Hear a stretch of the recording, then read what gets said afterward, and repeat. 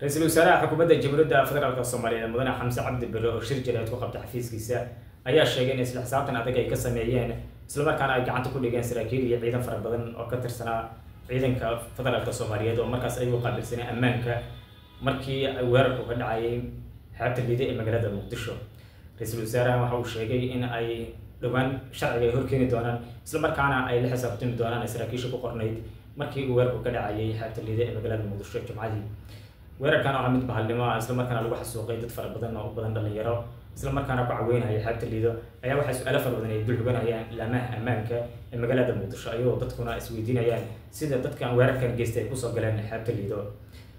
dowladda federaalka Soomaaliyeed ayaa wacd ku martay in ay ka argudo doonto isla markaana ay si weyn uga aari doonto dadkii markaas ku dhintay weerarkii ku dhacay xeebta Liido Jumcadii isla markaana dad fara badan ay ku geeriyoodeen. dowladda federaalka Soomaaliyeed ayaa dhowr jeer ku celcelisay in ay magaalada Muqdisho ay ammaan ka dhigtay isla markaana dad fara badan oo markaas sanad walba lagu diri jiray halkaas ay ku baajisay.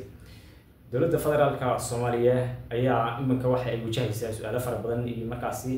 cadaadis fara badan oo kaga imanaya beesha caalamka iyo dadka Soomaaliyeed iyadoo laga filayo in jawaabo adag ay ka bixiso sida markaas ku dhacay weerarkii ka dhacay xeebta Liido Jumcadii isla markaana lagu xasuuqay dad fara badan oo badnaa dhalinyaro oo halkaas ay ugu caawinayeen.